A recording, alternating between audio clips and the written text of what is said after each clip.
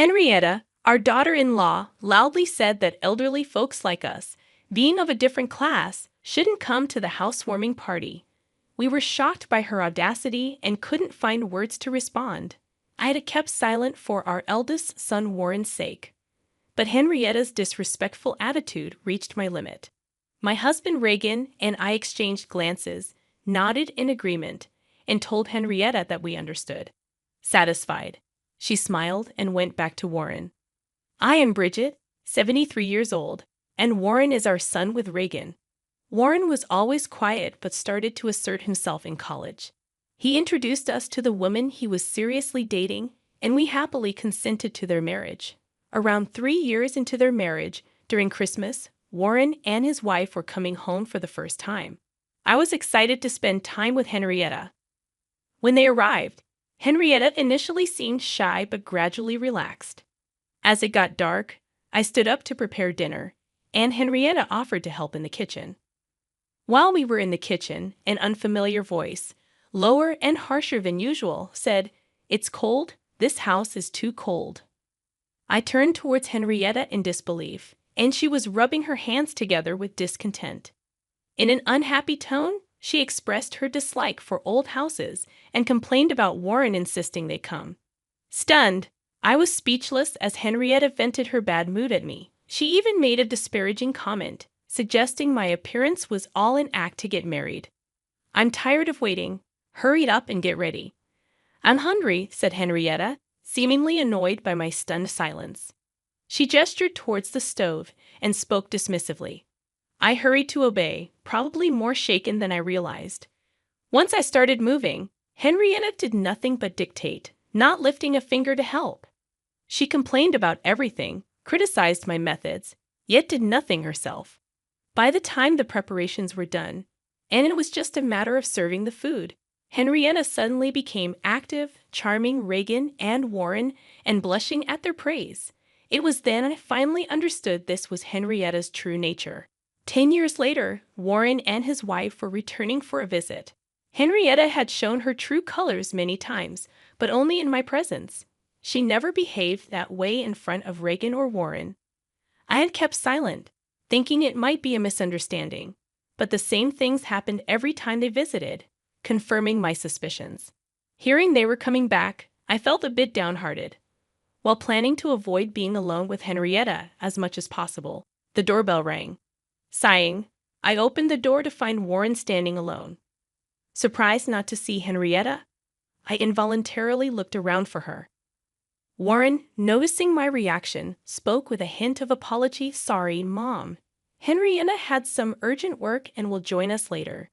She said it's okay to go ahead with the grave visit without her." It seemed Henrietta wouldn't be joining until her work was finished, and I felt a sense of relief at the thought of not having to witness Henrietta's behavior, even for a little while. I welcomed Warren into the house, and Reagan, who was in the living room, noticed Henrietta's absence and asked about her. While preparing tea, I found myself sighing deeply without realizing it. We decided to relax for the day and postpone the grave visit to the next day. When Warren informed Henrietta, she responded, "Understood, but I still can't finish my work and come over, so please apologize to the others for me." Reagan laughed it off as unavoidable, but I couldn't help feeling that Henrietta just didn't want to attend the grave visit.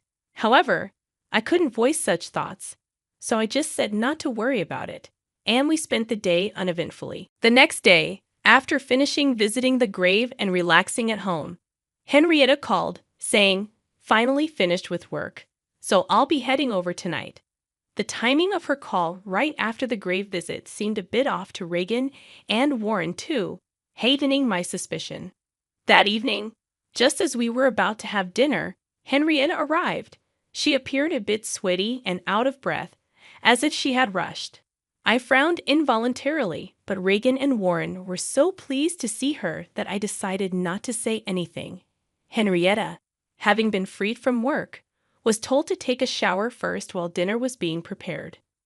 She replied somewhat apologetically. When she emerged from the bathroom at dinner time, she muttered upon seeing the food on the tray, "Sandwiches, that's it? After a hot day at the grave, I'm tired of eating this." I managed to avoid going to someone else's grave in this heat, and all I get is a simple meal. Henrietta tied up her hair and walked towards the living room. I felt angry but couldn't find the words to confront her. In the living room, she instantly started chatting happily with Regan, leaving me silently frustrated. Another 10 years passed, and Warren decided to move from his apartment to a house. After discussing it with Henrietta, they decided to pay as much down payment as possible themselves, but asked us for a little help with the shortfall. We couldn't refuse our dear Warren's request, so we immediately agreed and transferred the needed amount. Soon after, Warren informed us that their new house was built, and they planned the housewarming party with both families. I hadn't seen Henrietta's parents since the wedding, so I eagerly agreed to attend, considering everything that had happened. Warren was delighted with my response and immediately shared the news with Henrietta, who I imagined was on the other end of the phone. Thus, we were set to attend the housewarming party next month. A few days after this was decided, Henrietta unexpectedly visited alone. I was surprised by her unannounced visit and opened the door without realizing it was her. Looking up, I saw Henrietta with an unhappy expression, and I was taken aback. "I'll come in." Henrietta quickly checked for keys in the entrance and pushed past me to enter the house. Her arrogant behavior continued as she walked into the living room, probably because she noticed that Regan's keys weren't in the entrance. Indeed, Regan was out for his daily walk and wouldn't be back for a while. Taking advantage of this, Henrietta had barged into our home. Feeling trapped, I followed her into the living room, where she waited for me without sitting down. Before I could even close the door, Henrietta glared at me and said, "Bridget, you're planning to come to the housewarming party. It's a nuisance, so can you please not come?" Surprised, I responded, "What are you suddenly talking about? Regan wasn't there," so Henrietta, crossing her arms, started speaking in a high-handed manner. "You're planning to tattle to my parents about me, aren't you?" Henrietta glared at me with evident disgust, clearly not wanting her parents to know about her behavior. She must have specifically chosen a time when Warren was working, and she had a day off, knowing about Regan's routine walk, and had timed her visit accordingly. Henrietta was cunning indeed. Calmly, I replied, "I had no such intention, but now that you mention it, it might not be a bad idea." Henrietta frowned in annoyance, saying, "It's no joke. I married Warren because he's good-looking and earns decently. I don't want to deal with annoying relatives revealing." Henrietta's expression froze when she realized I had caught on to the true reason for marrying Warren. As I worried about her strange behavior, the living room door opened behind me. Turning around, I saw Regan, who looked surprised as he gazed at Henrietta, realizing that her conversation with me had been overheard. Henrietta clicked her tongue but decided to brazen it out, telling us the real reason. "Elderly folks like you, being of a different class, shouldn't come to the housewarming party." We were astounded by her audacity, at a loss for words. I reached my limit with Henrietta, daring to say such things even in Warren's absence.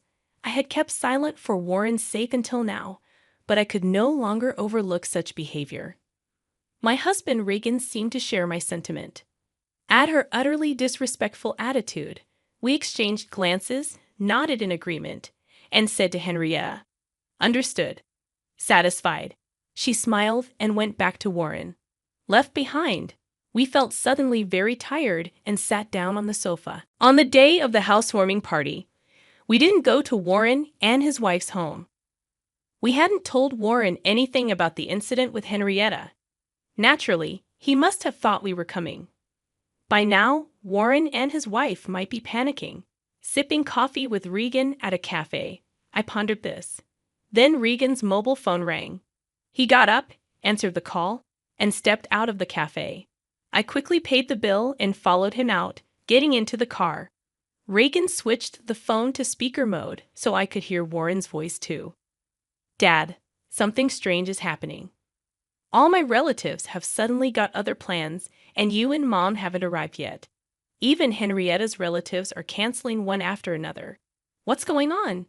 Feeling guilty about Warren's anxious tone but deciding to play dumb, we exchanged glances. Who knows what Henrietta's saying? Reagan asked, sounding casual. His acting was so natural that it surprised me. Noticing my reaction, Regan winked and gestured to keep it a secret. I had to stifle a laugh, covering my mouth. Henrietta is also confused. Oh, another call's coming in. I'll call back later. Be safe, coming over. Warren still seemed to expect our visit, making me feel remorseful. But I convinced myself it was necessary to get back at Henrietta. Then my mobile phone rang. It was a relative who was supposed to attend today's party. Feeling sorry but chatting for a bit, I was engaged in a long conversation with a talkative relative when Regan's phone rang again. It was Warren. Regan switched to speaker mode and answered, "Dad, I just spoke to Henrietta's mom. What's going on? If you can still come, please do right away." Warren's voice, sounding close to tears, made me feel a tightness in my chest. Regan looked at me with furrowed brows. After I nodded at Regan, he reassured Warren. "Understood. We'll be right there. Calm down." With that, Warren, sounding relieved, hung up. We who were at a cafe near Warren's new home drove towards his place. Upon arriving and ringing the doorbell, Warren rushed out to greet us. Behind him, Henrietta glared at us with furious eyes. Once inside, Warren ushered us to the living room, waiting for us to sit on the sofa. Eagerly, he asked, "I didn't expect you to arrive so soon. Where were you? What's going on? All our relatives are angry. Henrietta's relatives are apologizing, and I have no idea what's happening." Calm down, Warren. First of all, congratulations on your new home. I'll explain everything now, I said to calm him down. I turned to Henrietta, who was silently sitting. You know why we're the only ones here, don't you, Henrietta? What do you mean? Henrietta feigned ignorance, prompting me to sigh lightly before starting. It seems you don't want us here, but given the current situation, your worries are gone, aren't they? Didn't want us here. What does that mean? Warren sounded confused. I smiled slightly and continued. Both your relatives and ours know everything now. Unfortunately, your plans have failed. You've already been reprimanded by your relatives, haven't you? A low growl unmistakably from Henrietta was heard. Ignoring this, I continued, looking straight at Henrietta. Given Warren's reaction now, you've been pretending to be good ever since you were dating him. Now that your true nature is exposed, why don't you just accept it? I didn't invite you. Her voice, now much quieter than before, made Warren lean in closer to hear her. She repeated, I didn't invite you. I told you not to come. Why did you come anyway and spread lies among the relatives, framing me? Is that fun for you? Taken aback by her intensity, Warren recoiled. I sighed at Henrietta, still insisting she was the victim. Mobile phones are so handy, aren't they, Henrietta? I nodded at Regan. He took out his phone, operated it, and then looked at Warren. I just wanted to marry Warren because he's good-looking and earns decently. I don't want to deal with troublesome relatives. Anyway, elderly folks like you, being of a different class, shouldn't come to the housewarming party. Henrietta's words from that day played from Regan's mobile phone. Henrietta turned pale and looked at Warren. After the playback, Warren turned slowly to Henrietta, his mouth agape. Henrietta tried to deny it, but what excuse could she give after that recording? The weather turned bad, so I cut my walk short and came back only to hear this incredible conversation. I couldn't help but record it. Glad it was useful, Regan said regretfully. Warren looked at me for confirmation, and I nodded firmly. I couldn't believe it at first either, Warren, but the truth is there in the recording. Henrietta's true feelings and her last words were said despite my presence. It's hard to escape now. Regan fixed his gaze on Henrietta, questioning how anyone could stay calm knowing she had been deceiving everyone since her dating days with Warren, let alone after their marriage. Seeing his look, Henrietta dropped her shoulders and ceased her struggle. This seemed like an affirmation to Warren, who abruptly stood up and left the house. It happened so suddenly that we couldn't stop him.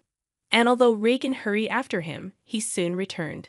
Apparently, Warren had driven off somewhere, leaving his mobile phone behind, making it impossible for us to call him. Henrietta, left behind and surrounded by us, sat trembling and pale, huddled up. As time passed helplessly, Warren eventually returned, holding something in his hand, which he slammed in front of Henrietta, saying quietly, "Sign the divorce papers and leave."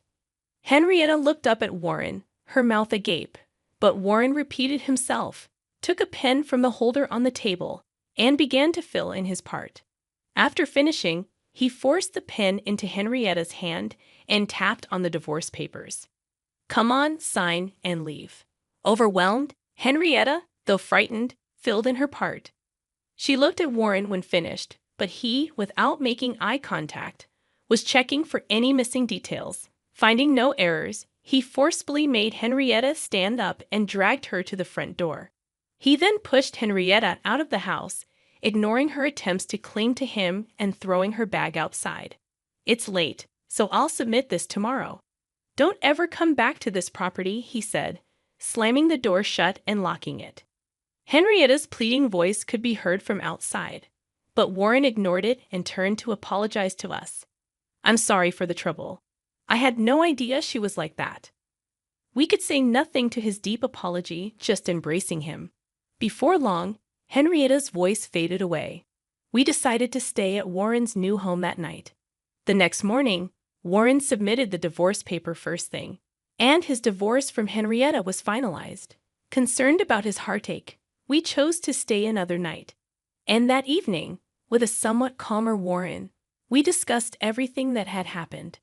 As we recounted the past events, Warren listened with clenched fists.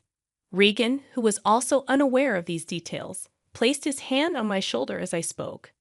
Then we revealed the truth about the current situation. After Henrietta had left, telling us not to come, I learned that Regan had spontaneously recorded the conversation. We decided together to inform Henrietta's parents. When we called and explained the situation, Henrietta's parents, initially in disbelief, changed their attitude and kept apologizing. After hearing the recorded audio, angry about their daughter's misdeeds, they intended to tell the relatives who had planned to attend the housewarming party not to go. After hanging up, we discussed and decided to do the same with our relatives. They too were furious and said they wouldn't attend. That is how the current situation unfolded. Hearing all this, Warren's shoulders drooped again, worried but unable to do anything. We decided to spend another night. The next day, Warren came into the living room, looking relieved, and shared what happened the previous night. He had apparently contacted his former in-laws. Henrietta was now at her parents' home, being disowned and facing eviction. They also planned to bring alimony, which would be imposed on Henrietta as her debt. While Warren felt this was not enough, he seemed more settled than expected. After returning home, we immediately started packing up our old house. Now dated, it was set to be handed over. The house was actually being remodeled for us to live in together. Since Warren was at work during the day, the renovations were to take place. Though costly to modify a newly built home, with some financial gain from the recent events and our help, the decision was made. While waiting for the house's remodeling, we were happily clearing out our old home.